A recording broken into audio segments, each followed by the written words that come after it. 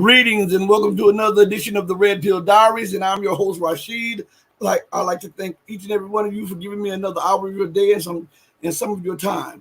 Like I often say, and I will continue to harp on, time is the most precious commodity. It is an unrenewable resource. Once you use up that time, make sure that you get an equal or greater value in return, because you can never get that time back. And that's why I pride myself in trying to give you the best information, the best news, so that your time will be well spent. I get your time, right?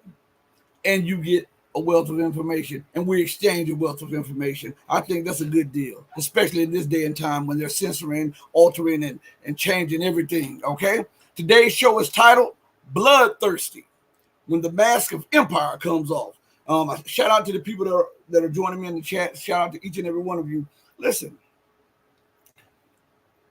I was watching the news a few days ago, and the reason that you hadn't seen me on, I didn't do a live yesterday for you guys and for the patron and the channel members, is because we've been experiencing real bad weather. I'm talking about like 80-some mile an hour wind,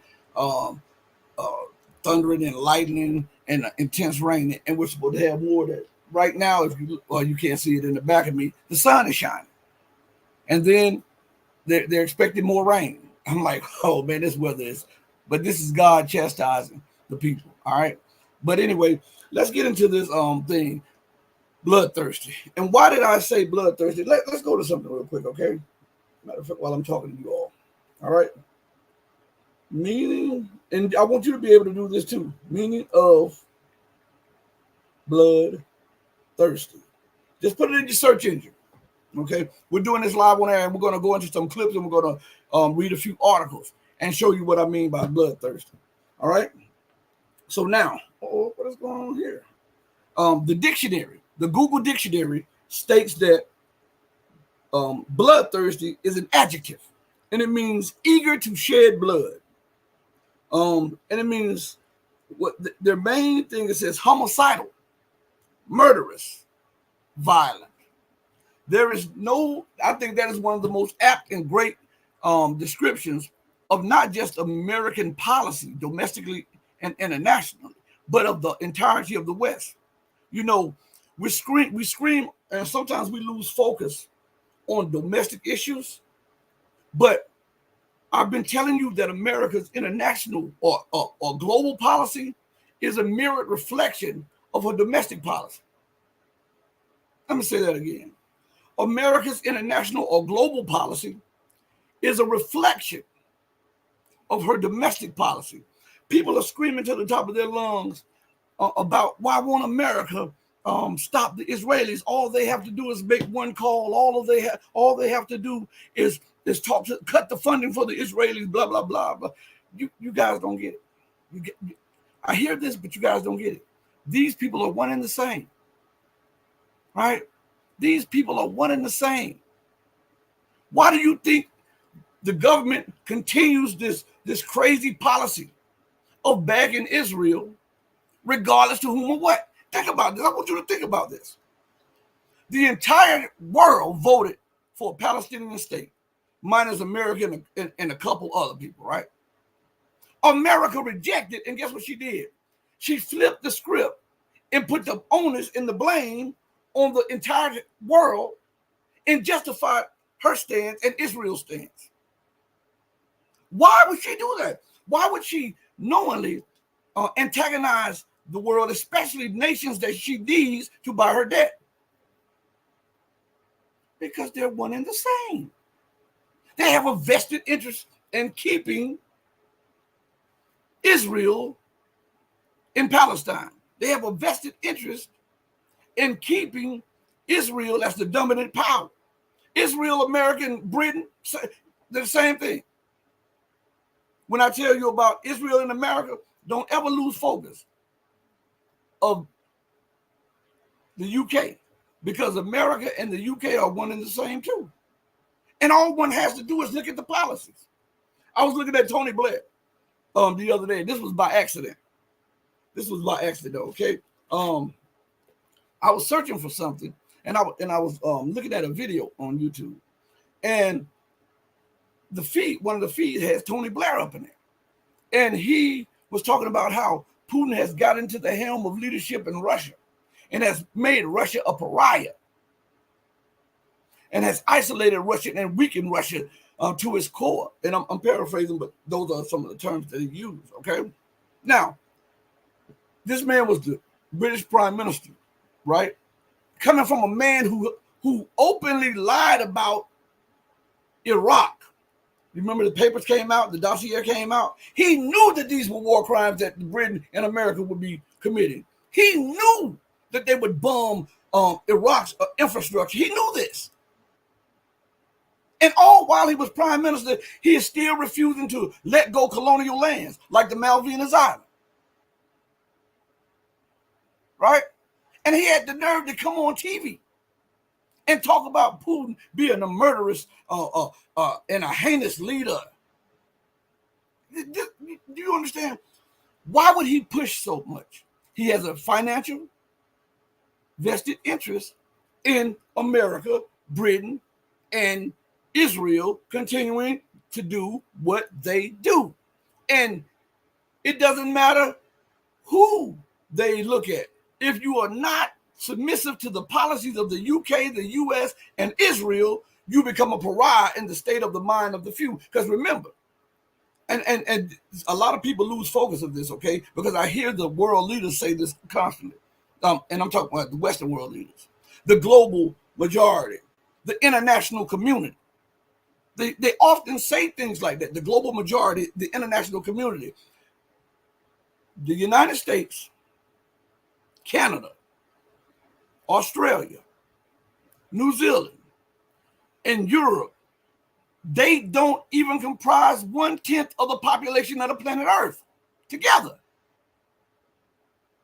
So how can the international community be on their side when we understand that the global South comprise the majority of the population of the planet Earth? And they bag Russia, they're back in China, they're back in Iran, they're back in Venezuela, Chad, Mali, Niger, all of that stuff. But in the Western world, the global majority are those who have the military clout to enforce their will. That's why they're so arrogant. That's why. That's why when you see them doing interviews, like one of my friends say, the math ain't mathing. But you can get on TV before an international audience with a straight face and call somebody a murderer when you're responsible for the deaths of at least 1.5 million people. How can you even do that when you have blood all over you? You have so much blood dripping on you that it has consumed your entire family. Bloodthirsty. What did it say? Eager to shed blood. Go read the documents that were released. Tony Blair knew and understood full well that they were lying into the Iraq war. Iraq is still suffering the consequences of those arrogant, egotistical, and imperial policies. Not only is Iraq suffering, but the surrounding nations, the imperialist policy of destruction has reverberated all across that area. And you get on TV talking about somebody else is a murderer. Somebody else is a tyrant. And the West continues to ignore these things when they want to. But if it's Saddam, we got to remove him. If it's Gaddafi, we got to remove him. If it's Assad, he must go. But when it's Blair, Bush, or anybody that has been or is in the leadership capacity of the West, it's okay. You'll find a justification for it. Show me one of the Western leaders that are in the so-called International Criminal Court or in the dock. With all the mass crimes that they commit on a daily basis, all you see are African and Latin American nations and maybe a few Middle Eastern leaders. And they attacked Slobodan Milosevic when we had a Yugoslavia before they balkanized it, because they used this trumped up. He's slaughtering Muslims. It is our right to defend. Man, listen to me. That right there will take a day to unpack. It was a justification to balkanize an ally, to beat down and bring into submission a staunch ally of the Russian Federation at a time when Russia did not have the military capabilities that they now possess. So they knew that it's either now or never. And they balkanized Yugoslavia. They're occupying Kosovo, refusing to leave. And when this thing flared up last year between the Western imposed so-called government in Kosovo and the leadership in Serbia, in Belgrade, NATO violated the terms of agreement of troops, NATO troops in Kosovo. They did not even allow the government and the military of Serbia to go into Kosovo and quell the U.S. violence against Serbs. And the government, according to the documents signed by NATO and them, that was a prerogative of the Serbs. Whenever it suits them, territorial integrity. America screams about territorial integrity and has a small military outpost back in Libya, in Somalia. Both she, the UK, and Israel are occupying a strategic Yemeni island off the coast of Yemen, refusing to give it up because they say it's strategic. The Malvinas Island. The United States is trying to ignore the will of the Nigerian people in Africa. They have demanded America. Not only has the government demanded, and when America does not want to abide by the terms of that government, they become a regime or junta, right?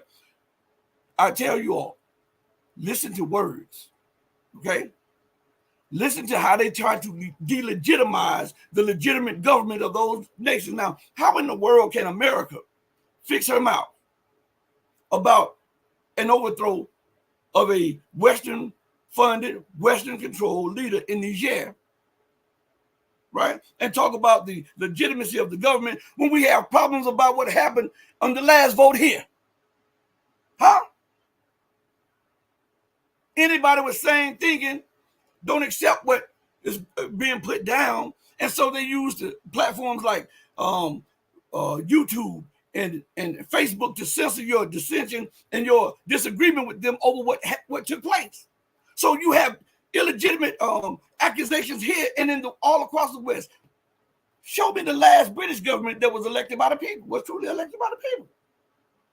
And you speak about democracy, and you call the Nigerian leaders junta when the people clearly backs them. You called the Burkina Faso leaders juntas, even after all of the evidence came out that the people pushed these leaders to overthrow the government. They were tired of the corruption. They were tired of France, the United States, Great Britain, and European nations siphoning off the wealth at the cost of their lives and their security and their interests. But when the people of those nations stand up, the leadership becomes tyrants and dictators and juntas.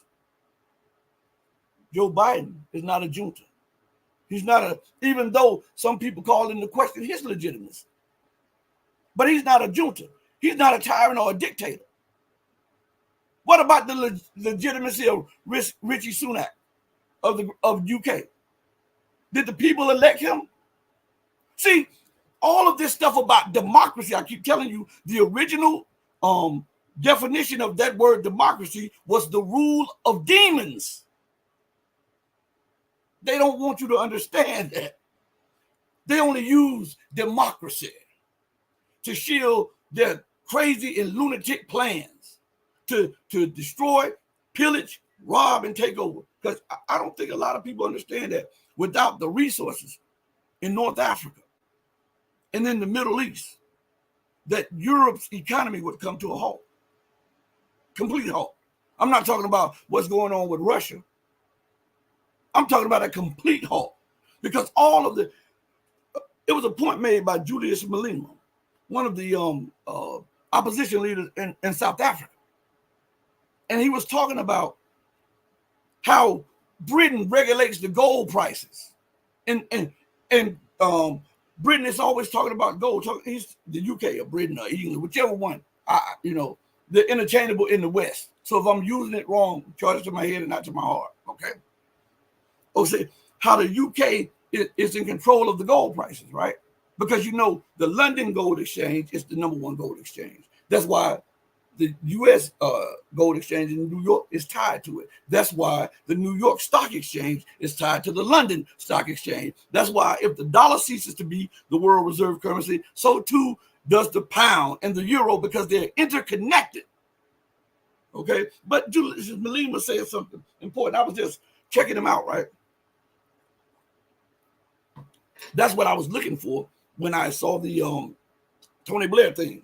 All right, and so he was talking about how could they regulate gold when they don't have one gold mine, and where is this gold coming from that they have? And then he let the cat out the bag. Africa. I want you to think about that, and to put it in terms that you'll understand, right? How can I go out and regulate the car prices when I have no cars? When I can't manufacture a car? When I don't have the supplies to put together a car? So it had for Britain. This is a blowback of the colonial era. Remember this. How in the hell can you dominate the gold prices when you have no gold mines? How can you regulate palladium when you have no palladium? No copper mines. Do you understand? This is what this imperialism is all about. To dominate all the time. To occupy and to pillage. As a matter of fact, let me go to something real quick while we're talking. Okay. Excuse me. And I'm gonna have a clip of that Julius Malema. I'm gonna probably have that clip. You know what? I got it. I was just thinking about it. I got it. I'm gonna play something, and then I want to get back to something else. Okay. Because I do want to make mention of the fatal shooting that took place roughly about an hour away from where I live. Okay, with the airman that was killed. That was an hour away, roughly like 45 minutes to an hour away from where I live. Okay, so, but I'll get back to that in just a minute. I want you to listen to Julius Malema. Okay. I have no time for borders. Why? I have no time for colonialism. They don't have borders in Europe. But when it comes to us, they say, no, you must have borders. Why? The division of of Africa is what makes them thrive. They thrive on the division of the African continent. Can you imagine the minerals of DRC combined with the minerals of South Africa and with a new currency based on the minerals? What we can do to the dollar if we become a United States of Africa with our minerals alone? We can collapse the dollar. We can collapse the strong pound that is based on gold, yet they don't have a gold mine. So why do you allow such things? So he's making points. How can nations that have little to no resource dominate so fully? How is that just? I ask these questions to show people. How would you feel if somebody controlled your assets, your resources that are inherently given to you or passed down to you, and somebody just comes in and takes the resources or dominates your resources or dominates your land? This is something that you would say that cannot be allowed, and you would be willing. You should be willing. If you're not, you're a coward. You should be willing to defend that with your life. Man, listen. Any man worth his salt will give his life for his family. Any man.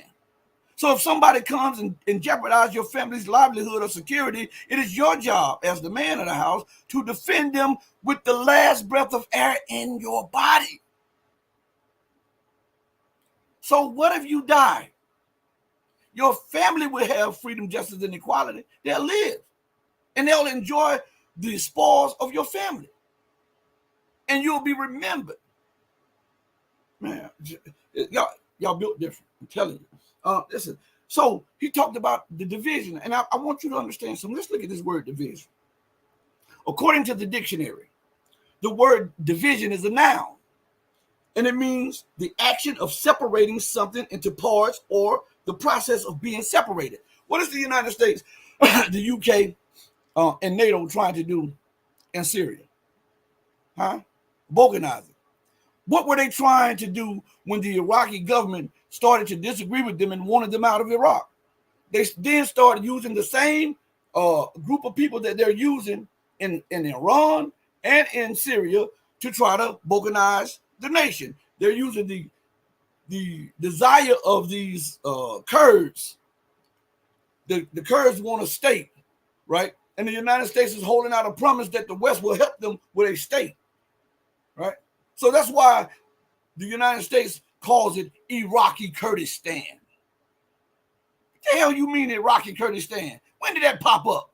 It popped up after you bombed, pillaged, and occupied Iraq. You're talking about the Kurdish enclave in northern Syria. When was that ever an issue before you came to this process? You're using Kurds in Baluchistan and all of those other provinces of Iran. What does it say? The action of separating something into parts or the process of being separated. What did they do to Serbia? What did they do to the Congo? What have they done to Sudan?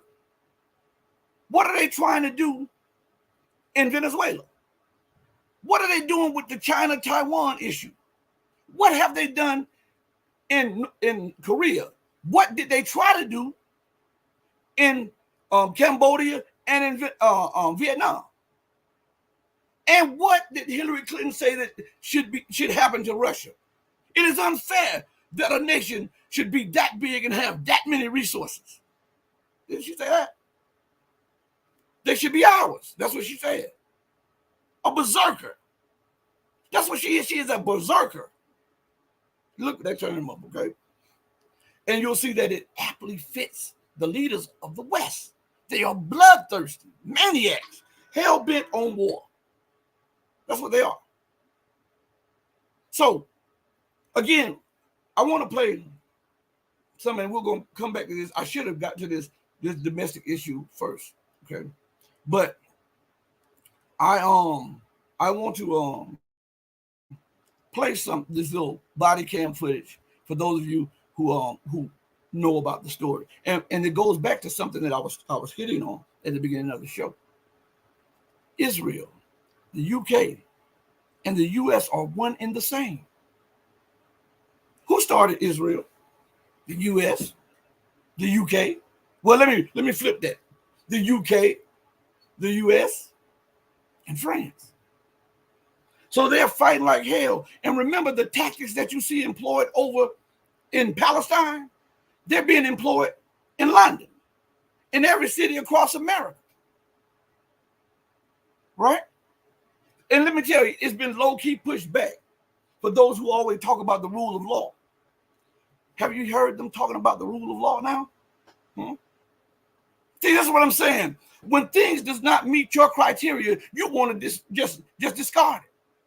What about the rule of law that holds the people responsible if they are supposed to be protecting us and they unlawfully and unjustly take the life of one of the citizens? Isn't that part of the rule of law? And ignoring that and relegating that to a sidebar is what builds up anger in certain sections of your population, and then it explodes because the tension builds. I don't care how strong a metal pipe is. If you put too much steam in it, that steam will find a way out by cracking and bursting the pipes. And then you start screaming about violence and all of this, but you ignore this. Listen to me good. On the one hand, we scream about the destruction of statues, inanimate objects, right? I might add. But when a certain section of the population is done in, and I'm talking about the black population, I'm talking about the brown, the red, the yellow, and I'm talking about because now they're out of control. They don't even care if you're white. The police will get you. But the bottom on the totem pole is black when it comes to that. And I want to get to something. Now, I know I have a very diverse audience, so I have to talk on issues pertaining to each and every one of you all. And sometimes I might not be your cup of tea on one issue, but just listen. Because every time I talk to you, I'm going to use a valid point. Every time I come before you, I'm going to try to reason with you, right? All right. Now think about this, because this goes to the recent killing of this young airman who was serving in the Air Force. This shit, I mean, all of these military pundits that you see screaming about the extermination of Ukrainians and the extermination of the Palestinians have yet to utter anything about the extermination and the radicalization of different sections of the population in the United States. We scream about the taking down of monuments, you know, about what is it, Jefferson Davis or whatever. Even though, listen to me good, because this is going to offend somebody, but it's the truth. And when I tell you this, just look at it, okay? It's not coming from a place of malice or hatred. It's coming from a place of truth. How is it that you can reward and put monuments? And I don't care. I don't care about your monuments, because I understand the deeper symbolism of this stuff, okay? I'm not one way or the other on, man, if you want to build your skyscraper to the moon, go ahead. See how that works, all right? But listen, how is it that you can openly honor and then justify honoring a traitor to the Union? Aren't you prosecuting Julius Assange? And yet you have a monument to Jefferson Davis? But he a traitor to the Union? How can you honor it? Listen, they say, well, this is part of the heritage of America. And then when you speak about the slavery, they want to take that out of the books. How can that be sacred, but the acts committed during the time of Jefferson Davis, and which preceded Jefferson Davis and all the rest of them, be irrelevant today? I want you to think about the seriousness of this, because I have to talk on these things. America screams every day about the Civil War, right? She honors that and all of the things that took place with that. She honors the thing about the revolution that set America in motion to be a nation, right? The atrocities committed, they're sidebar. She screams about the Gulf of Tonkin. She screams about her her 9/11, right? And she said, what is the slogan for 9/11? We shall never forget. I want you to understand something. On that day, America lost 3,000 people. But 3,000 people being lost on any given day in America from the 1700s upwards to the early 1900s was a everyday thing for Black people. And when we want to include that, you say, well, there's no Black history, it's only American history. Then include that part of the history. What is so odd about that?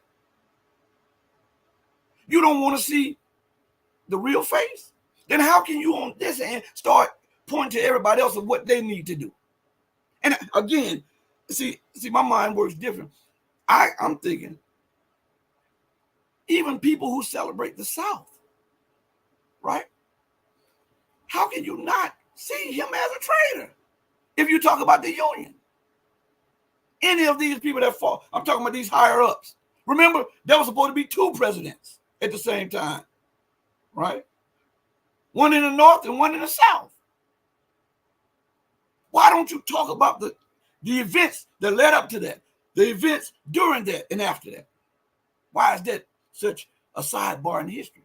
Because it pertains to something that if everybody in America understood, right, it would open up critical thinking. And then you'll have to come to grips with the real history. And that's something a lot of people don't want to come to grips with. Okay? So I'm going to play this. I talked about this. I'm just gonna play this little clip, and then we're gonna go to some other issues. But I owe it because I stay in this region. I owe it to that family. I owe it to the people in that community. I owe it to fairness and to covering all sections of the news. So I want you to pay close attention to this clip.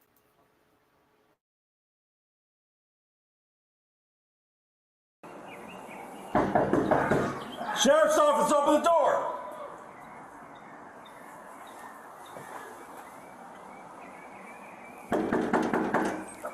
Sheriff's office, open the door.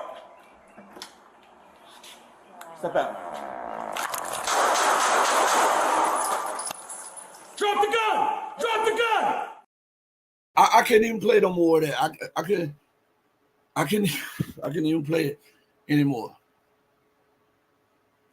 Did you hear how the guy? Well, you can hear, but they have it on another clip where the guy kept asking, "Who is it?" They wouldn't answer.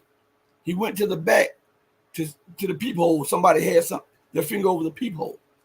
Now, mind you, the guy who was killed and who was shot had nothing to do with the call of the police to that apartment area. I want you to understand something. He had nothing to do with the call to that apartment area. They were at the wrong apartment. So he comes to the door and as he's opening the door, they say, "We're the police." So he lowers his gun down because he went to get his gun because somebody, listen, if somebody is banging on your doors and you're trying to figure out what's going on, let's rationalize this, okay? And then we're going to move to something. Somebody's banging on your doors. You continue to say, "Who is it?" Nobody's. You go to look out the peephole. They got it covered. Nobody's answering you. It's just aggressiveness on the other end. Common sense tells you, if you have a gun, which I don't deal with all that stuff like that. I leave mine, with God. God, everywhere I walk, He protects me. Though I walk through this valley of the shadow of death, I fear no evil. Listen. And so as he goes to the door and as he cracks, he sees the police. He lowers the gun. If you go back even on this video, I'm gonna play this again. The first part. They started shooting before they ever said lower the gun. The gun was lowered. Listen, I want you to look at this.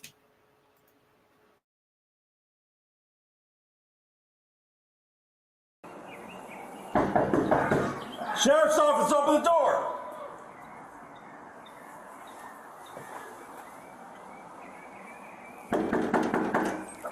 Sheriff's office, open the door. Step out. Drop the gun! Drop the gun! You see that? Pow, pow, pow, pow, pow. Drop the gun. Drop the gun. Look at that. Listen to that again. Pow, pow, pow, pow, pow. That's 5 right there. We heard with our own ears. Then he said, drop the gun. You know what that was? That was an afterthought. Oh man, I messed up. I just killed this guy. I just shot this guy. So he knows his body camera is on. He knows the microphone is on. So to give some type of justification that you were scared, then you say, drop the gun. Hold up. Boom, boom, boom, boom. Drop the gun. Shouldn't you say drop the gun before you boom, boom, boom, boom, boom? Hey, it's just me. That's cold-blooded murder. Right? Think about if you had to go before a judge and that was on you and you weren't a so-called law enforcement officer. There would either be manslaughter, second-degree murder, or first-degree murder in the eyes of some judges, right? I just give you the facts. I didn't tamper with it. I just downloaded it, and I wanted you to hear it for yourself. Boom, boom, boom, boom, boom. Lower the gun. Not, hey, lower your gun. Boom, boom, boom, boom, boom. It was boom, boom, boom, boom, boom. Lower the gun. Now you tell me. All right. Now let's go to something. It's very important that we address this. So we were talking about Israel. We were talking about America. We were talking about the UK. And we were talking about their bloodlust. Remember, I just showed you domestically what just happened. And this is not isolated. This happens on an everyday basis. You can pull up something. I forget the name of the site, but you can go to it and they tell you about all of the shootings and whether it's domestic or citizen-on-citizen shootings or police on citizen shootings and stuff like that. And it gives you the rundown of how many happens per day and around the country and all of that stuff. But isn't that something that you just saw in Palestine? Isn't that something that's going on in Palestine? What about in the British police force doing the same thing? There were write-ups about it in Sputnik, in RT, in Press TV, and even in Reuters, a British publication, right? And other newspapers about the disproportionate force used against citizens, especially those of color. All right? That is bloodlust. All right? So let's look at this. I want you to look at this real quick. And then, right, like I told you, and man, God, the time is zooming by so quickly. Listen, so I told you that America, Great Britain, the UK, whichever one you want to call it, and Israel mimic each other, all right? And I told you they're one and the same. And all one has to do is look at the policies and look at their actions. And we see the brutality of this. Now, I want to show you something, because when I just showed you that clip right there of the young man being murdered on camera, right? Because that's what that was. That was the execution. They were in the wrong. And then the sheriff justified it. They were in the wrong department. They tried to vilify this man serving America. This show, listen to me good. I keep telling you, they talk that patriotic stuff. They talk it whenever they want to use you as cannon fodder. And then they ignore it whenever they choose to. He's not a patriot. He's a suspect. Serving, I think he was at Herbert Field, one of the Air Force, but it's so many down here. It's so many of them. I believe he was at Herbert Field, and that's where he was serving at. He's not a patriot, and he was in the Air Force, in the military. He was in his own home on the phone. That's not murder. He wasn't at anybody else. He wasn't starting ruckus. He wasn't being belligerent. When they identified themselves as police officers or sheriffs, he opened the door with a lowered gun. They didn't even give him time to say anything. It was pow, pow, pow, pow, pow. Lower your gun. See? So I say that to say this. That is a daily thing. That's a daily thing. And anger builds. And when people lash out, it's terrorism. So you're telling me what you did is not terrorism? And my response is, the same goes for Palestine. I want you to see something. This was put up in the UN, okay? And this is a minute long. And they're going to give you, see, a picture is worth 1,000 words. So they're going to give you 4 pictures. I've already did this on one of my shows before with the 4 pictures or 5 pictures or whatever. I want you to look at this. And then you'll see that Hamas is a product of its environment. That you see the resistance is a product of injustice. You cannot commit injustices on a daily basis, suppress an entire people on a constant basis, and think that you're safe and there's no repercussions to that. Tell me what scientific law allows you to think that.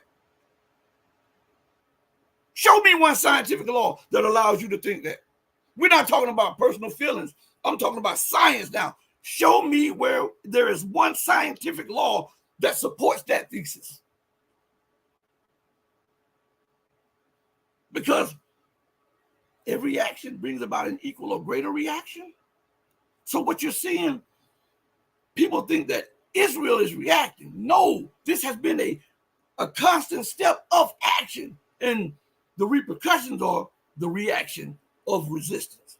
I want you to look at this clip here, okay? Allow me now to show you 5 maps. The first one is historic Palestine. The General Assembly recommended the partition of Palestine, ignoring the will of our people, as shown in the second map. And 3/4 of Palestine became Israel. as shown in the third map. This was the start of the Nakba. It left us with a collection of disconnected Bantustans, preventing the independence of our state, as shown in map 4. Here is the fifth map. It was displayed by Israel's Prime Minister to the General Assembly last September. He called this the new Middle East. There is no Palestine at all on this map. This shows you what the prolonged, continuous Israeli occupation of Palestine is intended to accomplish. So, let me look something up for you. All right, this should be it. All right. According to the dictionary, the words together, ethnic cleansing means the mass expulsion or killing of members of an unwanted ethnic or religious group in a society. Let me read that again.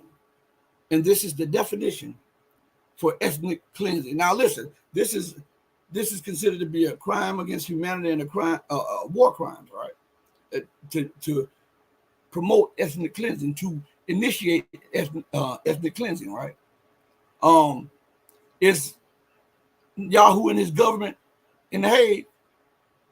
No, The Hague, the United States got so up in arms about just the thought of them serving him with a warrant or serving the cabinet with a warrant. They didn't care about when they did it to what's his name, Charles, down in Liberia. No, he was black.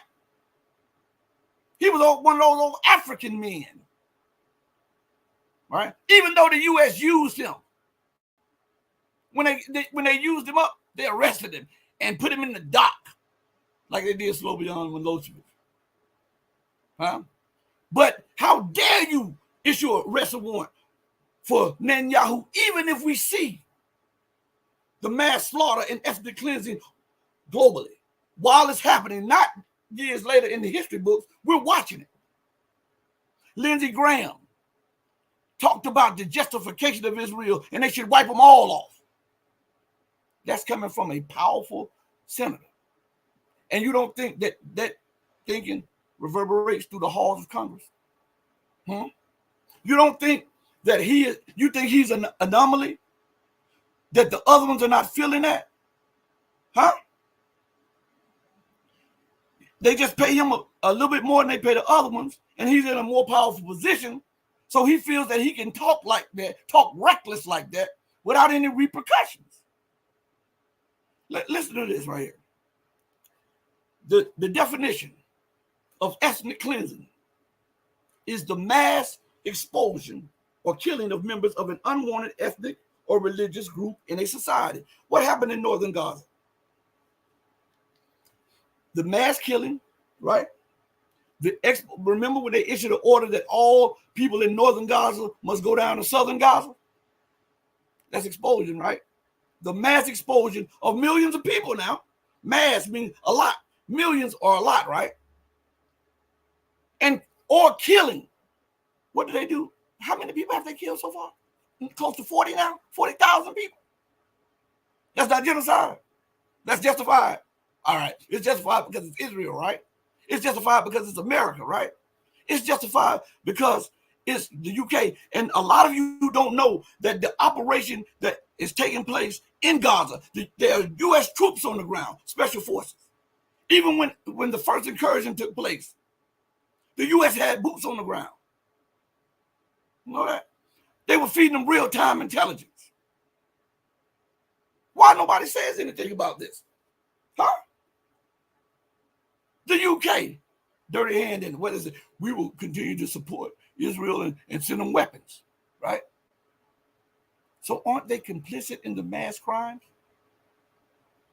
If I enable you, if I give you everything you need to commit the crime, if I give you real-time intelligence that my neighbor is leaving and that his brother is in his house, his wife is in his house, his children, and you can go over there right now, and if you just so happen to kill them, oh well. aren't I party to the crime? Am I not? Why aren't we saying that about the U.S. and the U.K.? Remember, I tell you, I'll read definitions over and over again to you so it can set in your mind of what is really happening. Ethnic cleansing. The definition is, and this comes from the Oxford definition, and it's put up on YouTube, on Google. The mass expulsion or killing of members of an unwanted ethnic or religious group in a society. Now, here's the kicker. As Lindsey Graham was screaming to the top of his lungs about how satisfied he was with the nuclear bombing of Japan, right? And how he agrees with Israel that all of them should be eradicated, right? This man at the same time wants you to believe that he's about human rights. This man is, listen, he is not no lightweight. This is a powerful guy in Congress. And you actually believe that this is not a thought in other minds in Congress? If it wasn't, he would not be in the position that he was, because they have to vote on him to be in that position. I'm asking. And again, this is what he's talking about right here. Allow me now to show you 5 maps. The first one is historic Palestine. The General Assembly recommended the partition of Palestine, ignoring the will of our people, as shown in the second map. And 3/4 of Palestine became Israel, as shown in the third map. This was the start of the Nakba. It left us with a collection of disconnected Bantustans, preventing the independence of our state, as shown in map 4. Here is the 5th map. It was displayed by Israel's Prime Minister to the General Assembly last September. He called this the new Middle East.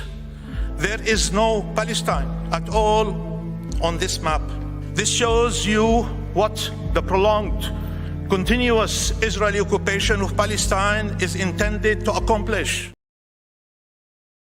For those of you who don't understand what he said when he said Nakba, in Arabic, Nakba is something of a catastrophe, and it is often related to the genocide and the ethnic cleansing that took place in Palestine to remove an entire people and then put another people in its stead on its land. So that's what he's talking about. So when you hear him say Nakba, that's what they're saying. Okay, they're referring to those terms right there. I mean those definitions. So now listen. There is no way how could they even mandate a partition of Palestine? I want you to think about that.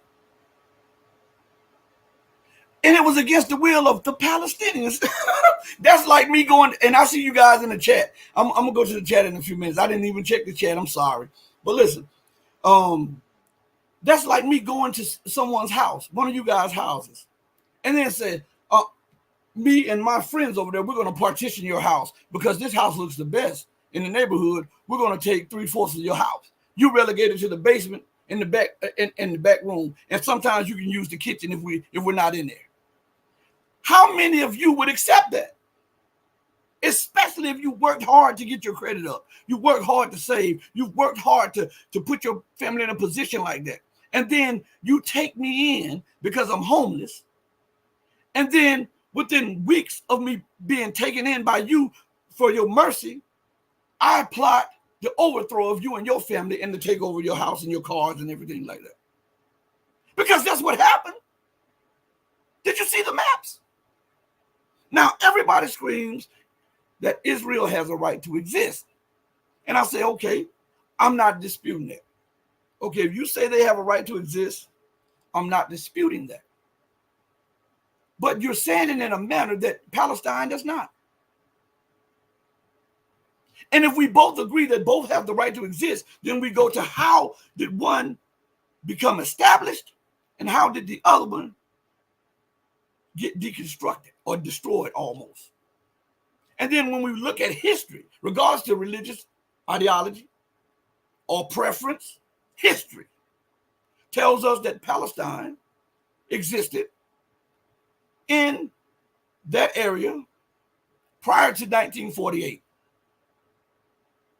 And then we say, well, okay, what happened to Palestine? If it existed there, and the Palestinians were the majority there, and it was a Palestinian state, but it was a home to Christians, Jews, and Muslims, then how did it turn from being a home under the Palestinians that welcomed Christian, Jews, and Muslims to becoming a home for Jews? So you push the Christians out.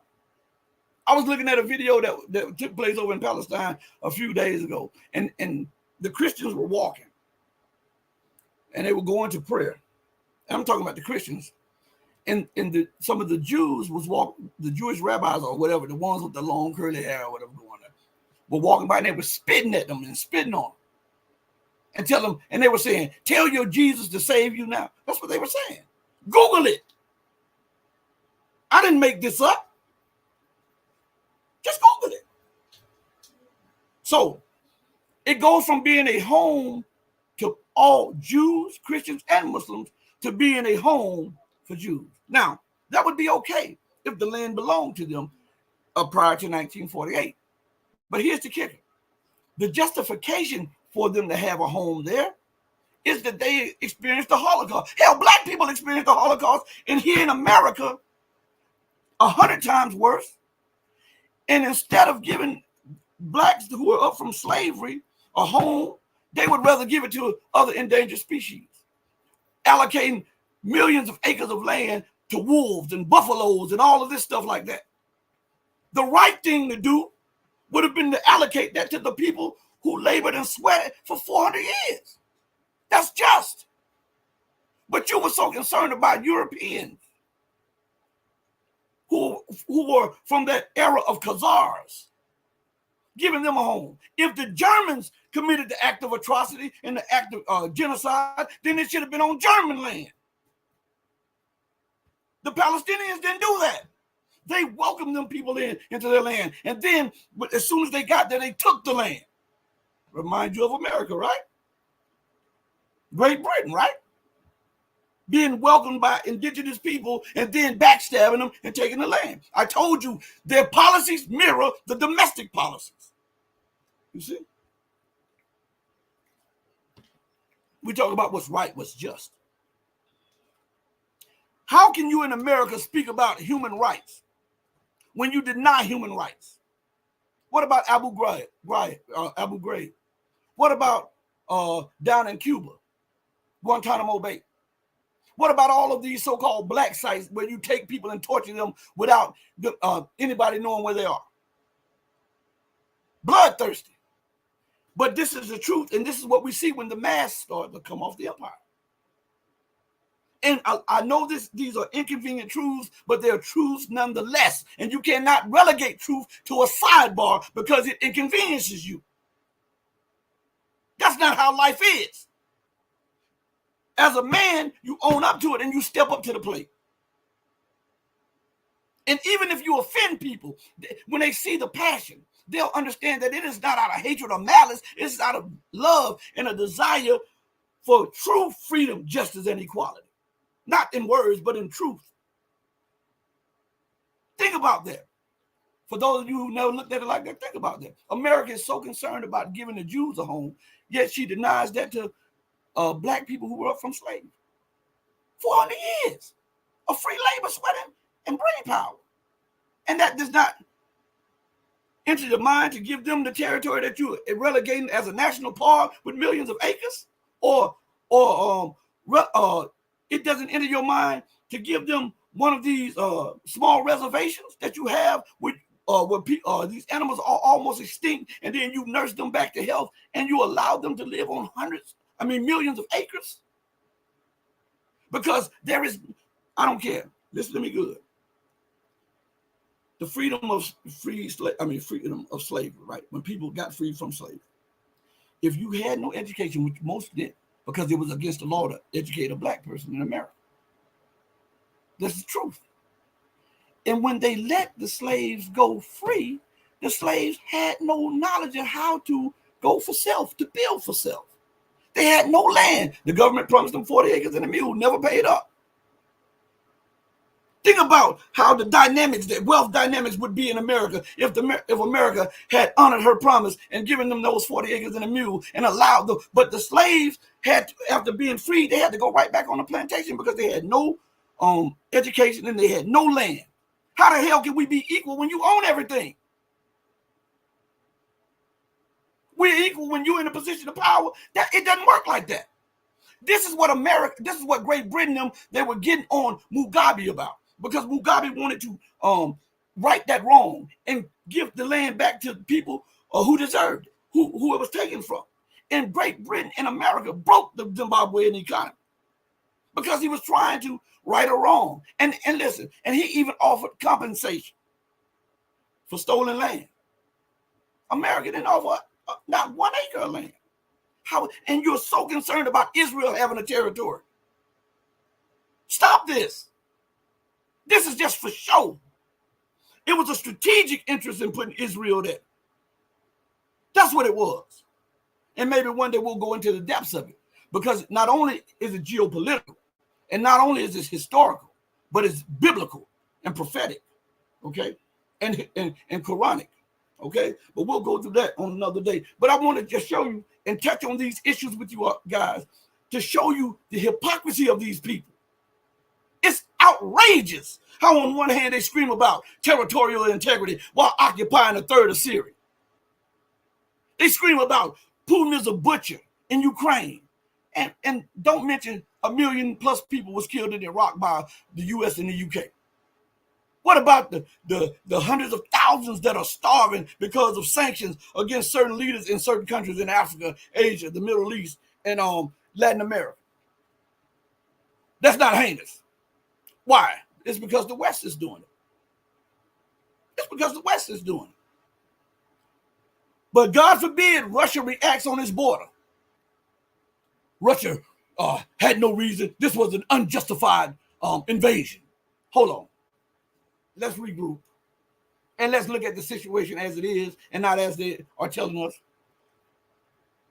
There was no justification for Russia's invasion, even though Vladimir Putin had been warning you about your encroachment of Russia's sphere of influence and former Soviet republics. Since the collapse of the Soviet Union, Russia had been warning you that you continue to exceed the bounds of everything, all normalities and diplomacy and international conduct. You continue to throw out the window when it suits you. And Russia was not in a position militarily to confront the entirety of the NATO terrorist organization. And I notice a lot of people on Twitter and a lot of people around are starting to use that term, NATO, the North Atlantic Terrorist Organization. I've been using that since 2009, 2008 or 2009, the North Atlantic Terrorist Organization. But anyway, I told you, this little channel is your favorites channel. But listen, so we see that America has no problem bombing people. And when we look at what's going on in Russia and Ukraine, they say the story is that Russia launched an unprovoked, unjust invasion of Ukraine, even though the records show differently. And think about this.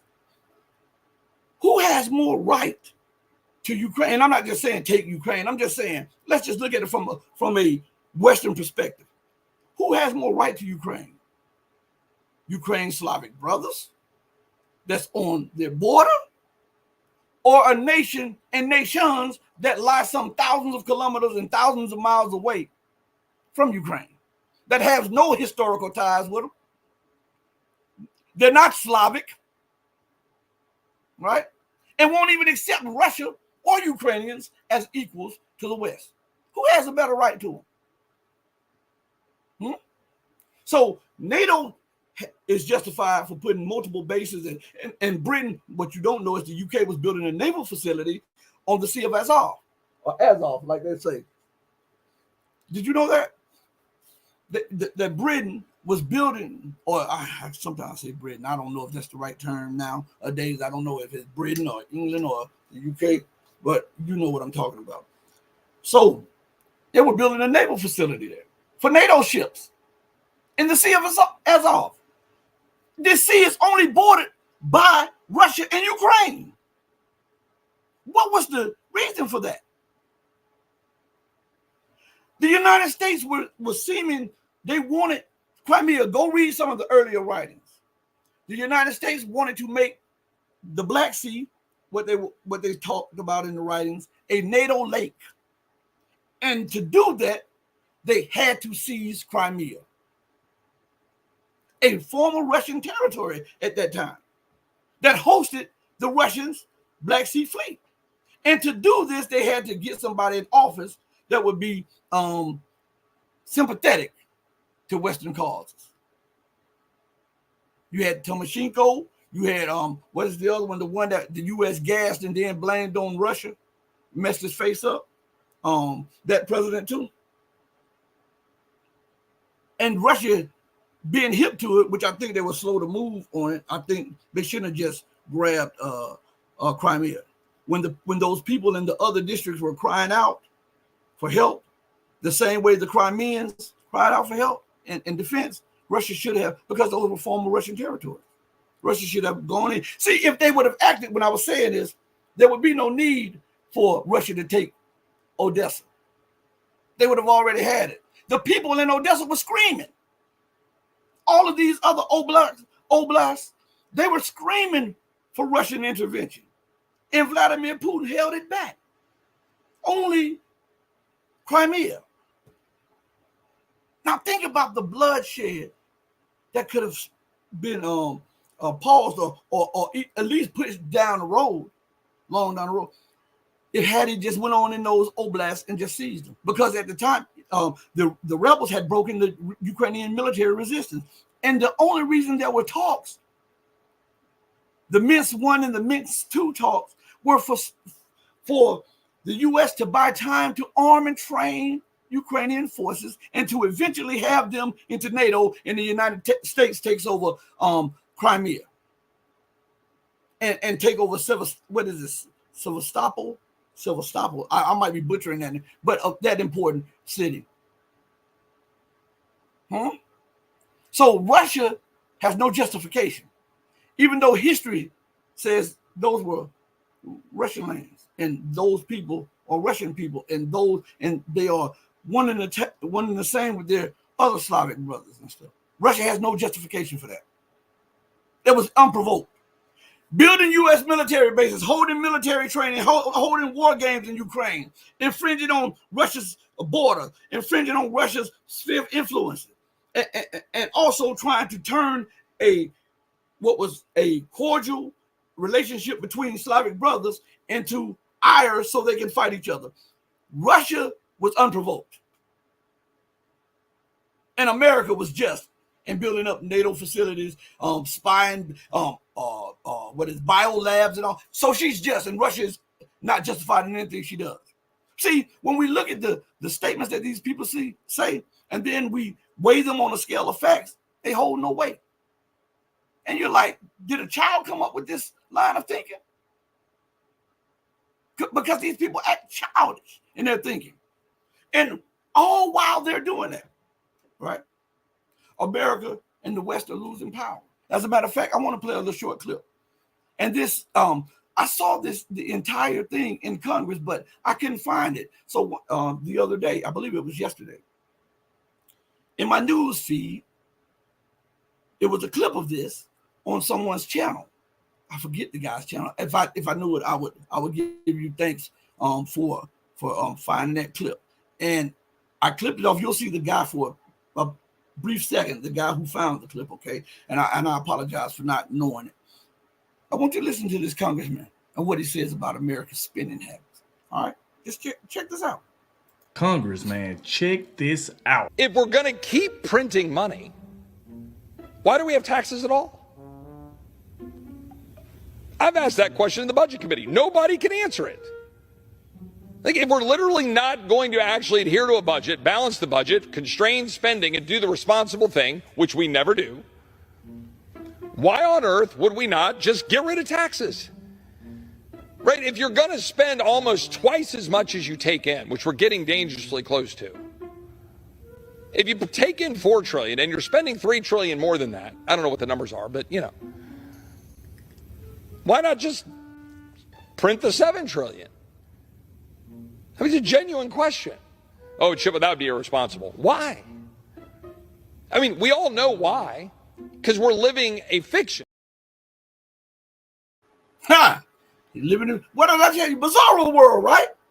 This congressman pretty much said, we're living in bizarro world. Well, up is down and down is up, in is out and out is in. And I believe this platform is one of the only platforms that is discussing this thing in real time and hurting feelings. Because listen, I understand some of you get butt hurt, and that's cool. Because think about this, that provokes thought, and then that thought you want to disprove me, and then when you go find out, it's, oh, he was telling the truth. Oh, he was telling the truth. So then in your mind, you got to say, okay, either accept that that was the truth, or just relegate it to a sidebar to your detriment. You know, because people have to get into the habit of accepting the truth, even if it bears witness against them.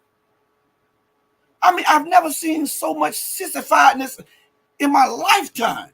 Nobody accepts responsibility. Everybody is innocent, and everybody else is guilty. America could go kill 1 million people and it's justified. Think about this madness. Russia is a tyrant. Vladimir Putin is a tyrant because he's defending the national interest of his nation, which any leader is supposed to do. But America is this beacon of freedom and hope and democracy, and she has been on a war footing prior to 2001 and has been waging war from 2001 up to this very day. Destroying nations, balkanizing nations, occupying nations, bombing nations, threatening nations, all in the name of democracy and human rights. Stop this foolishness. Stop it. I know you're American and you want the best for your country. But how can the best come to your country when it continues to provide the worst for everybody else? The laws of science and nature don't agree with that. See, they dumbed down the people and they disconnected math and science, and they disconnected that from history. And so now it's all about sound bites, 30-second sound bites. And it's all about pushing your narrative instead of acknowledging the truth, even if the truth condemns your narrative. It's, I got to get the leg up on you. This is that Instagram era, that microwave era. I want it hot, fast, and right now. I don't care about 20 years from now. That's the way they're running the country. It's not just the domestic look. That is the way they're running the country. If they were not, then why the hell do they continue to spin into oblivion? Why do they continue to project deficits on future generations?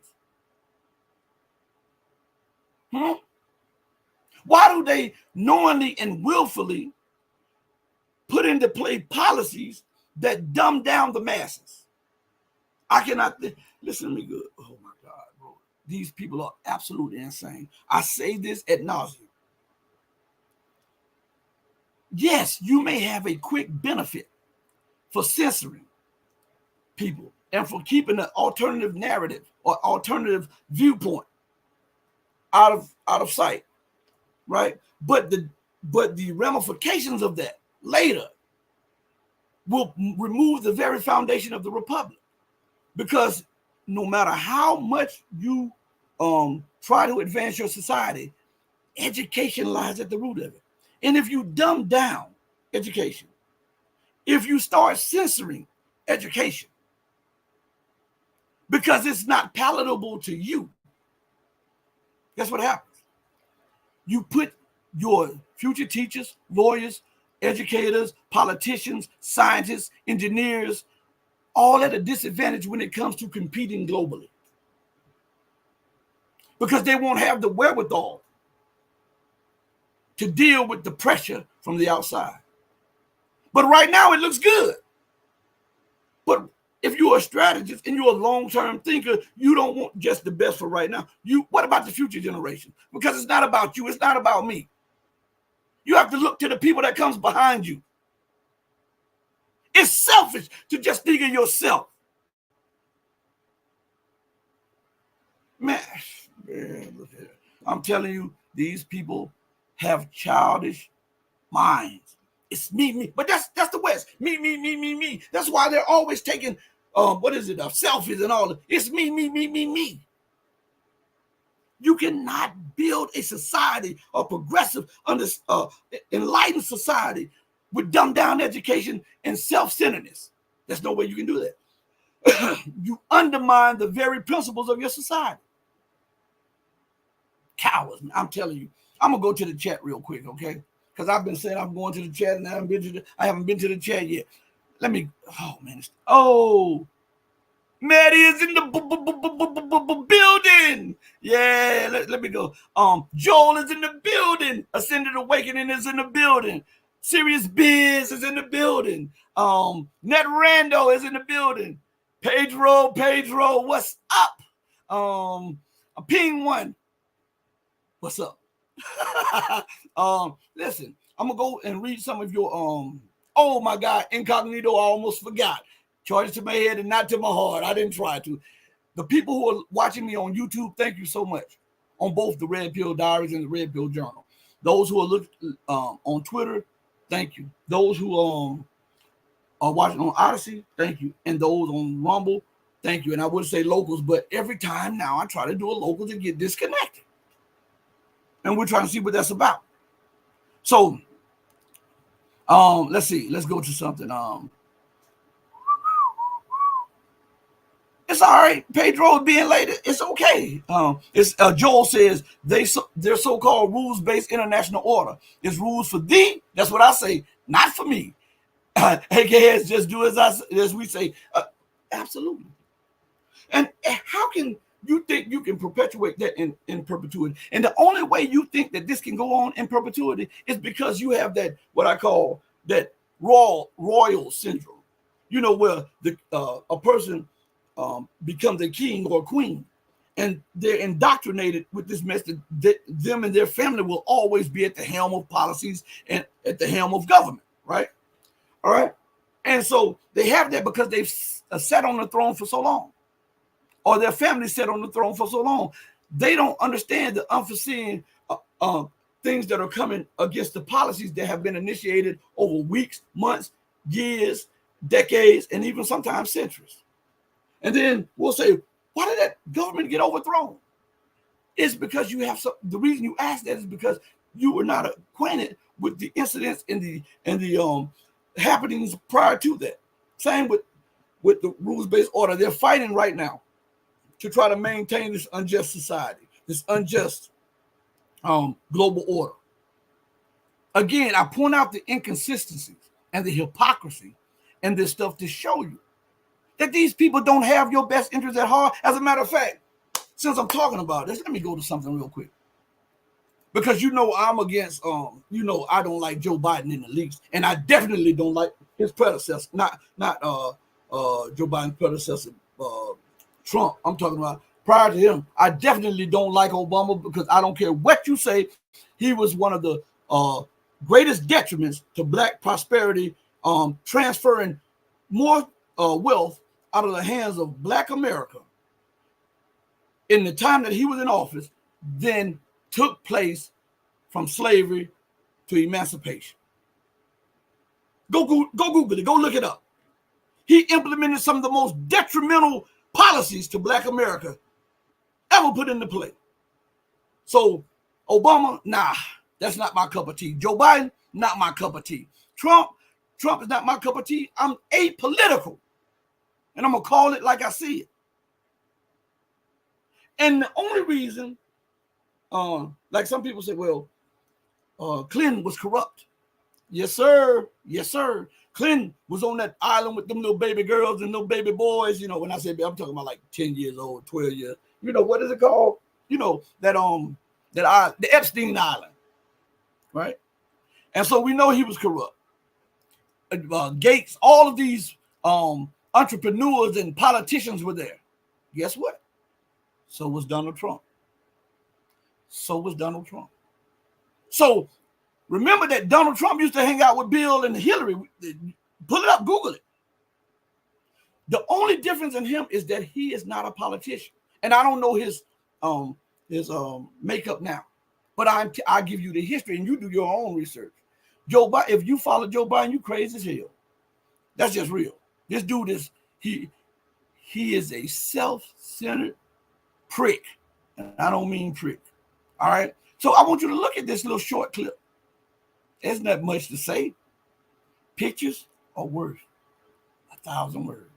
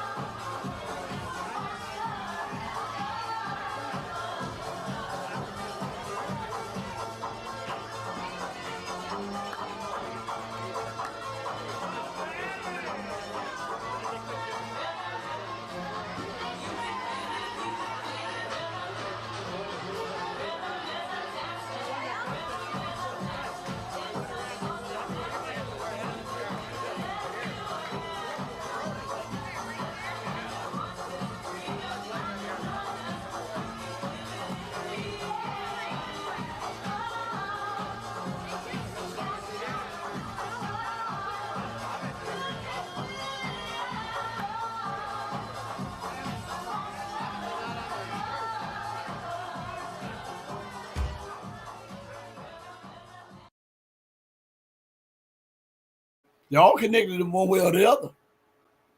So if Clinton is on the island, he's a pedophile, right? And a rapist, according to, well, that was his boy too. Huh? There's an old saying, when you lay down with dogs, don't be surprised if when you get up with fleas. This is what I'm telling you, people. It's so corrupt. It's corrupt to the flipping core. That's what I'm telling you all. Now I want to get to something real quick to show you the arrogance, because we're talking about this bloodthirsty empire, and I want to stay with y'all for a little bit. I know I'm a little bit past my time. It was supposed to be an hour show. We're going to try to do a live tomorrow, and if we don't, we're going to do a channel member stream to make up for if it's not storming or whatever like that. Because if you go Google it, the Panhandle area has been catching it the last couple of days. Okay, with this rain, lightning, thundering, and these high winds from time to time. Okay, so I'm just letting you know that's what's been going on. So I want to go to something real quick. Okay, I want to go back to something. Remember when I was talking about the Air Force guy that was killed, and then we started talking about Palestine. I told you that it's a reflection, all right, of that. I want you to listen to how this police officer handled this guy right here in a traffic stop. A traffic stop. A flipping traffic stop. The man is with his wife. I want you to look at this and tell me whether or not this stuff has to stop. All right? I mean, regardless of your affiliation politically, for 1 second, forget that you're black, forget that you're white, forget that you're any color or that you're American or non-American, and just look at this from the human perspective for a minute. Okay? I want you to look at this real quick. This is short. Pay attention. You're going to get paid. Put your hands behind your back. They are. That is my husband. That's my husband. That's my husband, please. It's okay, baby. That is my husband. I don't know why you're doing this. It's okay.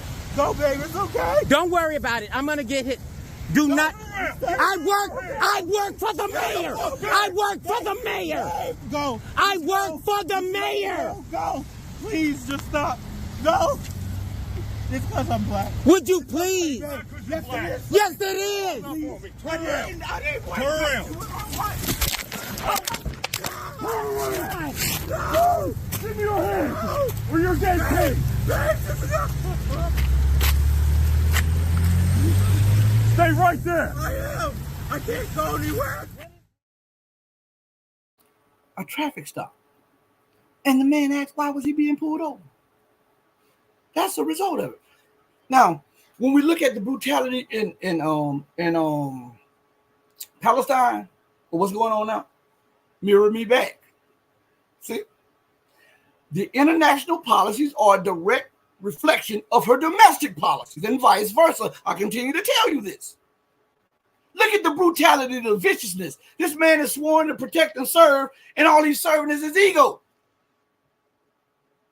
He was not in, nobody was threatening him. They were asking him, what's going on? Why are you doing this? And this is the result of that. How can you justify that? Huh? The policies of the empire are making the empire collapse. They're collapsing this entire thing. It's not collapsing just on Ukraine. The reason it's collapsing because it's unjust. Anybody with eyes and that has a heart for God will look and say, hey man, look, hey, well, we've got to do something better. We've got to make a change. This is going too far.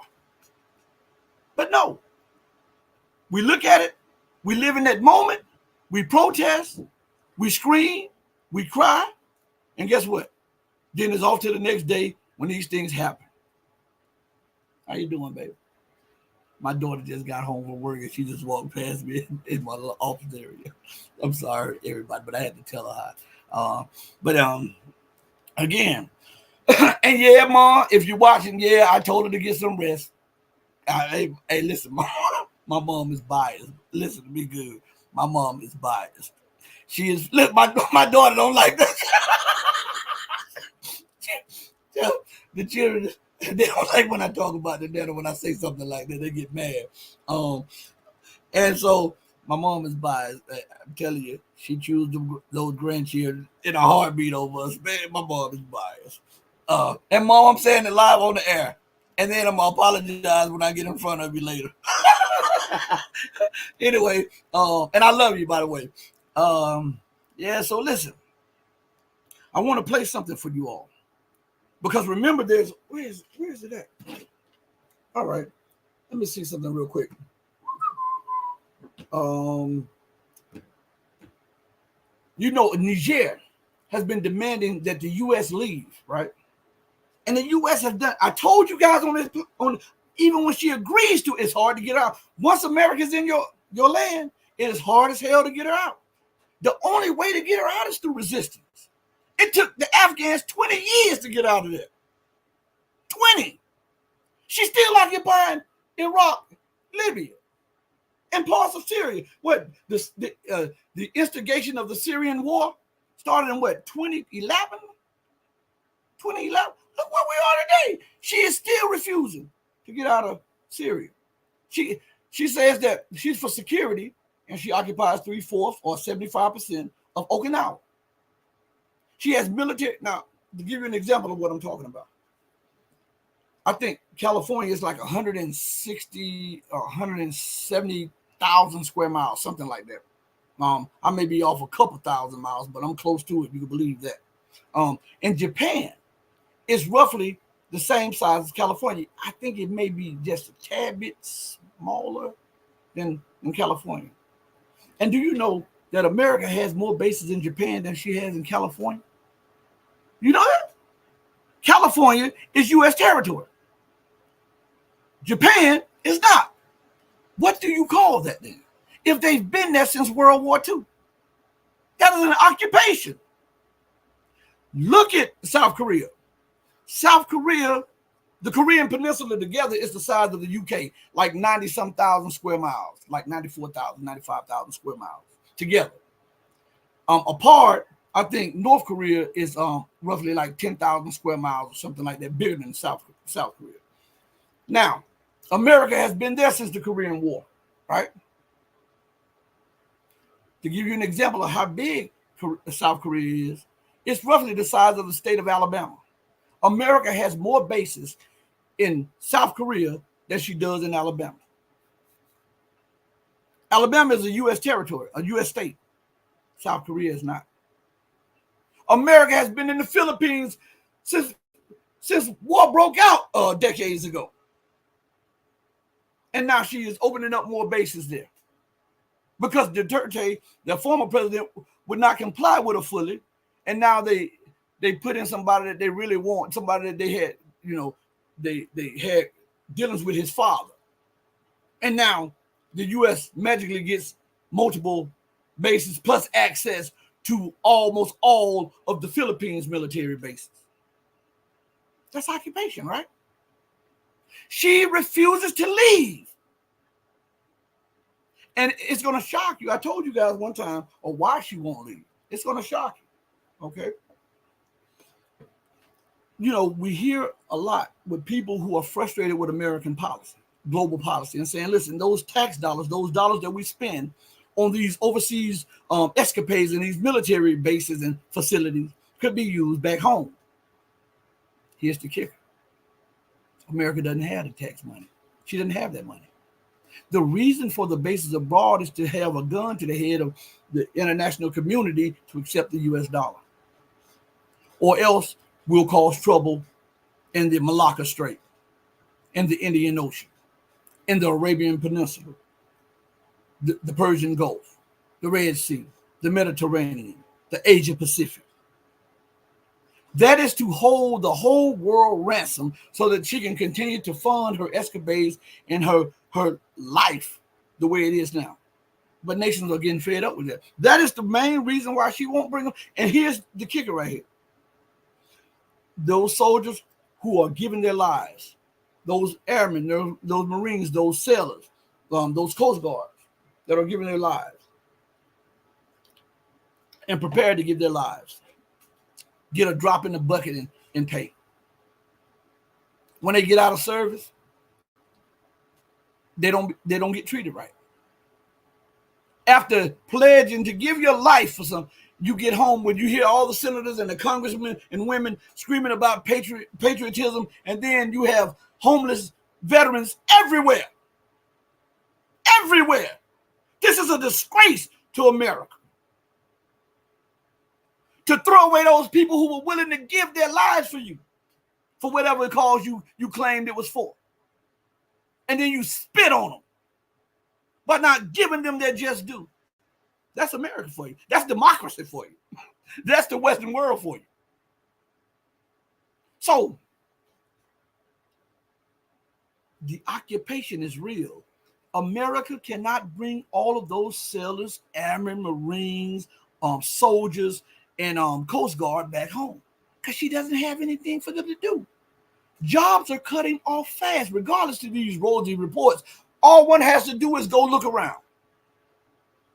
All one has to do is forget what they're saying, go look around.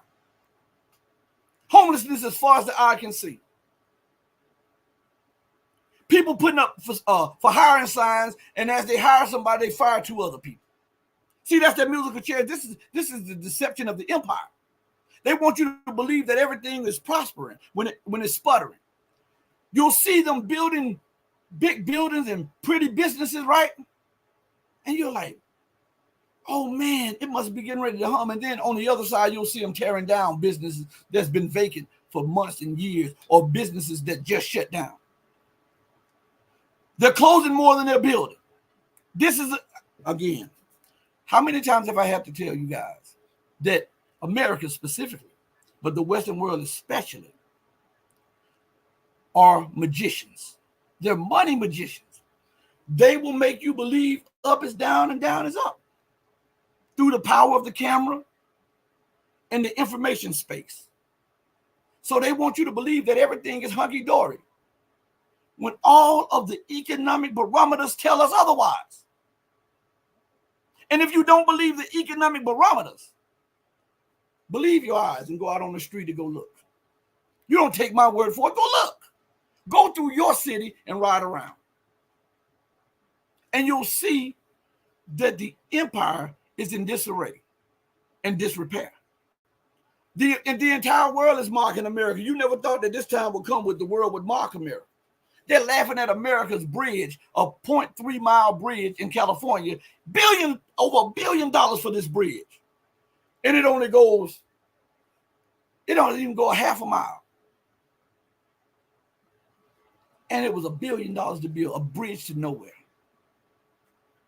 They're collapsing. I'm telling you, the game is up. The charade is over. But the money magicians continue the sleight of hands. All right. And when they get bogged down here and the political costs get high, they'll redirect you over here. And then they'll make an enemy for you over here. This is how they maintain power and relevance, through the sleight of hand. And I'm going to show you this, and then I'll get to the video. I'm going to show you this real quick. Okay? the entirety of the Western world is backing Ukraine, right?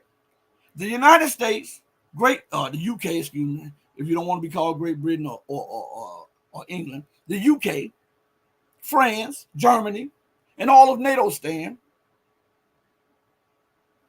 are openly laughing about and bragging about the amount of weapons and money that they provide to Ukraine. And the United States is now screaming about accusations on China aiding its strategic partner. Hypocrisy. And check it. NATO says, let me see if I can find this article.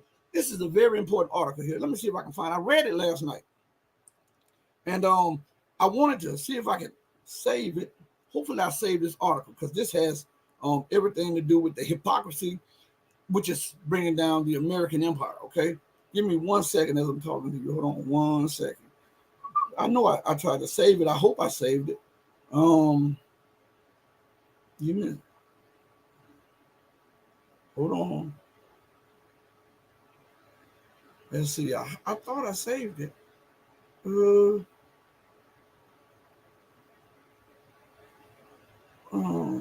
Let's see. I saved a few things last night because I wanted to bring it to your attention. Let me see if I can pull it up real quick. I know where it's at. I know where the article. I saw the article at. Hold on 1 second. See if I had my other stuff up, it would be even easier for me. But doing it, looking down on this phone, is really bothering me real quick. Let's see. Hopefully I can pull this up. Let's see. Oh, I didn't even notice the United States just slapped tariffs on China. You see how the lunacy becomes even more out there? Your number one financer, investor, and banker, and trade partner. You slap sanctions and tariffs on. Man, that's crazy. That's crazy. And then check this out. To show you these people have lost all relevance in all sense. Not only have they done that, but I was reading an article last night about Joe Biden's signed the order that came to his desk that prevents the United States from now purchasing uranium fuel for nuclear reactors in the United States. Now, here's the kicker right here. Who is it hurting? Yeah, it may hurt Russia's pockets a little bit, but check this out. Russia has the some of the best quality and the cheapest nuclear reactor fuel, right? Here's the thing right here. 25 to 30% of all homes in America are powered by Russian nuclear fuel.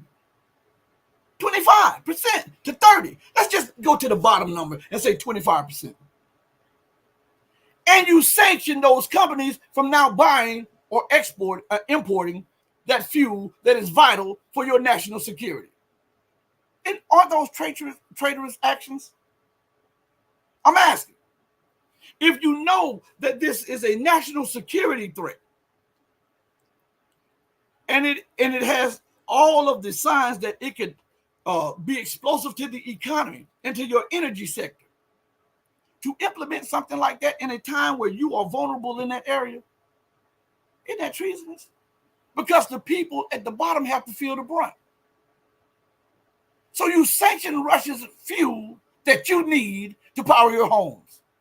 So what are you going to do? Because you can't make it up in the international market. So if you can't make it up in the international market, and it is vital for your energy infrastructure to have that, and yet you just signed a bill that prohibits companies from importing and buying that fuel, that very fuel that is essential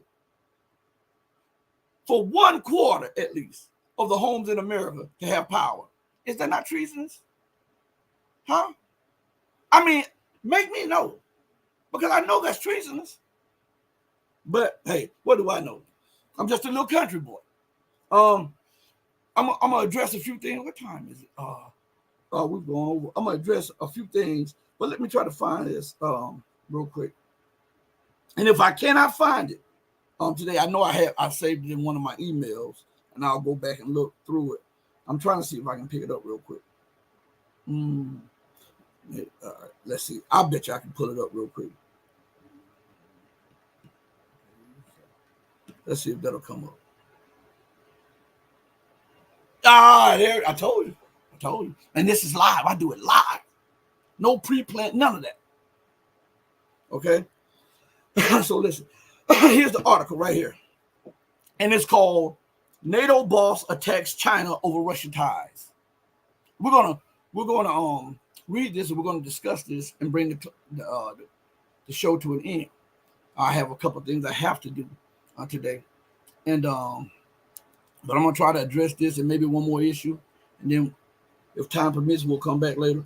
But it's called NATO Boss Attacks China Over Russia Ties. Jens Stoltenberg has presented a new justification for the U.S.-led bloc's pivot to Asia. Now, I want you to do a little research. Go back, go to YouTube, and go to Google, and Google NATO nations. Just put in words like this. Just play around with it. NATO nations are against expanding to the Asia Pacific. All right, just put that in there, okay? And then just fumble around with it and see what you come up with. Because last year they were talking about there's no justification, there's no need for NATO to expand into Asia. Now, correct me if I'm wrong. They have been claiming that China was helping Russia last year, right? Right? And last year they said there was no justification for NATO to expand into Asia. But right now it says Jens Stoltenberg has presented a new justification for the U.S.-led bloc pivot to Asia. Now, in the words of NATO, the acronym NATO, North, that's the N, Atlantic, that's the A, North Atlantic, T, terrorist, O, organization. It said they want you to believe that it's the North Atlantic Treaty Organization, but it's the North Atlantic Terrorist Organization, which means their dealings are supposed to be focused and primarily on security in the Atlantic. That is the water that bridges the gap between America and Europe. Europe is not close to the Asia Pacific arena. So why should it be their focus? See, this is what I'm saying. They're in everybody's business, trying to dictate and tell everybody how they should live, how they should be governed, their culture, whatever they should accept, what they shouldn't accept, all of this stuff. They want complete control. You are not allowed to have your own separate identity or ideology if you're a nation or a leader. You're supposed to submit to the West at all costs, or else face the ire of the threats and the guns that come behind those threats. That's the way they think. So listen, it says Beijing, which is the capital of China, so they're referring to China as a whole, is enabling Moscow in the Ukraine conflict. Now, what's different? Let's just say that's true. What's different than what they said last year? The exact same thing, that China is supplying Russia with components and weapons. Right? That's what they've been saying, right? And at the same time, last year they said there was no justification for NATO to expand into Asia. What changed? You're using the same thing, but now you're flipping it and saying there's a justification. Listen to this. Beijing is enabling Moscow in the Ukraine conflict. NATO Secretary General Jens Stoltenberg has claimed, arguing that the U.S.-led bloc has to be involved in Asia and not just in the North Atlantic. So what made you come to that realization? You said China is in Asia, Beijing is enabling Moscow in the Ukraine conflict. Why didn't you say that all NATO nations were enabling and aiding Ukraine in the Ukrainian-Russian conflict? Huh? So if you use that as a justification to get involved in Asia, China can use that as a justification to get involved in Europe. Because Russia is a strategic ally. Russia is a member of the BRICS nations. Russia along with China, and Russia is also a member of the Shanghai and one of the founding members of the Shanghai Cooperation Organization with China.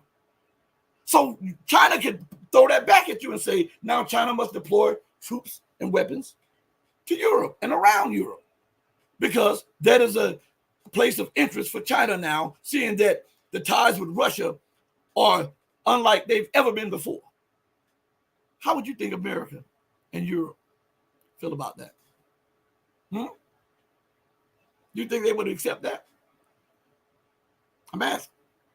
So how in the hell you think that China and Asia is going to accept that? I was watching an interview by one of the leaders. I don't know if he was in Kuala Lumpur, or somewhere, but he was talking about how it was a conference going on, and he was talking about how the U.S. and NATO want to use China, use a disagreement with China to amplify divisions in Asia, and how they want to use that to skirt in and become important players in the Asia Pacific region through a divide and conquer tactic. And they said the Asian nations have been sitting there watching what's going on in Ukraine and North Africa and stuff like that. And he said, I assure you, we're not taking part in this, talking about NATO expansion and stuff like this. He had already talked to leaders. He said, I assure you that Asia will not fall for that. I was looking, if I could find that video, I might even download it and bring it up there. I was looking at that last night.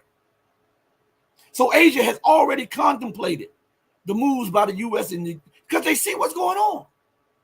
The U.S., the UK, and NATO continues to be bloodthirsty. They continue to move for war because once they stop justifying enemies, once they stop demonizing people and dividing people, then there's no justification for their existence, which means they have to disband, which means now the truth comes out for the reason why they refused to disband earlier.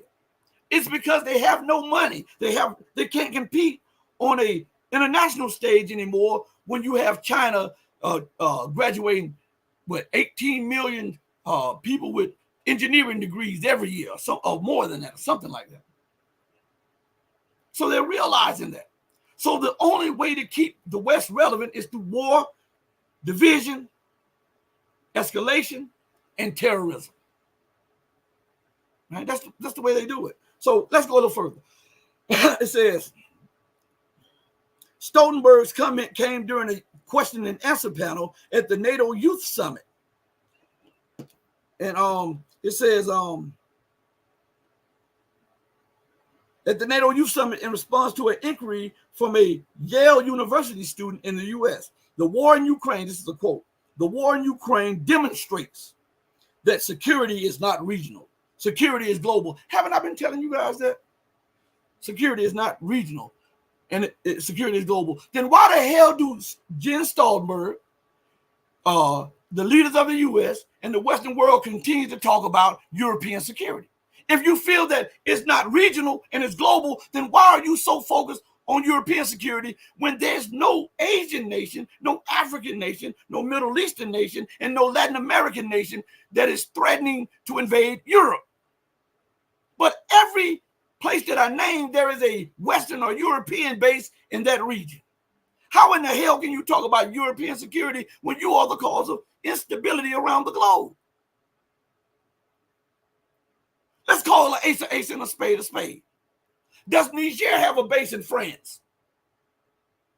What about Chad and Mali? What about Burkina Faso? Does Venezuela have a base in Spain? Does Arabia have two bases in Italy? No. What about Canada's base in North Africa? Oh, you didn't know Canada had a base there, right? Yeah, they do. What about Germany's base? Does any of the African or Latin American or Middle Eastern or Asian nations have bases in Europe? No. That would be an affront to European security and sovereignty. Do they have them in America? No. That is unallowable. That would be an affront to American dignity and sovereignty. But it's not an affront to the dignity of the people that the European and the U.S. bases are at. When we talk about terrorism, I want you to remember this. even though they put the UK, France, and the US put the House of Saud in charge of Arabia. Check this out. Arabia, for what it's worth, does not have 2 military bases close to the Vatican. They don't. They don't occupy Italy. But the United States doesn't think it's an affront to have 2. She has more, but 2 specifically that are 20 miles away from 2 of the holiest cities in Islam, Mecca and Medina. The United States has 2 military bases, one close to Mecca, one close to Medina. What if Iran had a base in the Vatican, next to the Vatican? How would that be perceived? See what I'm doing? I'm showing you the hypocrisy of the West. It's okay for me to do this, and if you react to it, you're a terrorist. You're old Muslim terrorist. You're one of them Islamists. But America has bases all around the world, and she is justifying it, fighting terror, bombing this. We're preventing insecurity, and we're here for the stability of the nations. What nation has she stabilized? Is it Colombia? Because she's been there for 30, 40 years fighting cocaine. Has she won? No. Huh? What about her bases across Africa? There was no Boko Haram. Remember this now, timeline.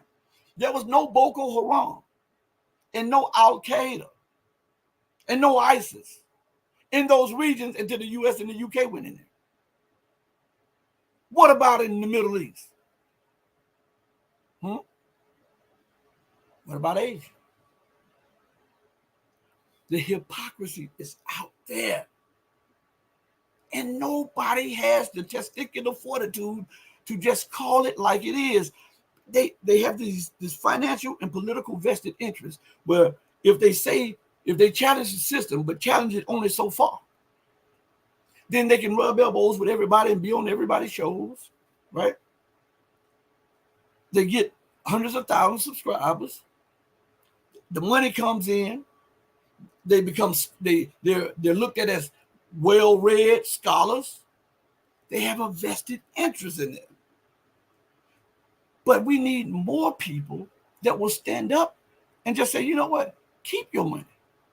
If you want to censor me, like YouTube, like they're doing me. If you want to do this, do it. But if I can reach 1 or 10 or 100, it was worth the censor. It was worth being taken out of the algorithm and out of the search engine. It was worth being blackballed by the so-called alternative crew. It was worth it. Because people's lives are not games. And to secure people's lives, they must be empowered with truth. With truth. Not with made-up innuendo, but with truth. That is the only thing that can get you through what we're going through right now. Is truth. You can lay hold to politics that will not yet get you freedom, justice, and equality. You can lay hold to all of this stuff in this madness that is in the media and that is being put out by governments. It will not get you freedom, justice, and equality. The one thing that you must lay hold to get you freedom, justice, and equality is the one thing that they continue to censor. It's the one thing that they continue to oppose. It's the only thing that will empower you and put you in a position to secure your life and the livelihood of your loved ones. That thing that they continue to censor is the one thing that we need, just like we need water and air. That's the truth. The truth, the unadulterated, uncensored, unmaligned truth. And you're going to get it here on this platform, the most powerful platform for truth, bar none, anywhere on God's green earth. On that note, I'd like to thank each and every one of you for joining me on the most powerful platform for truth on earth. This is your platform for education, elevation, and edification. This is the Red Pill Diaries. I'm your host, your brother, and your friend, Rashid. And I love you from the bottom of my heart if you love truth. But know that the love that I have for you will pale in comparison always to the love that the divine supreme being has for you. Until we next speak again, stay strong, stay true, but above all things, stay righteous. Hey, mama, your baby boy loves you more than life. Deuces, everybody. Thank you from the bottom of my heart for joining me. We out of here. Peace.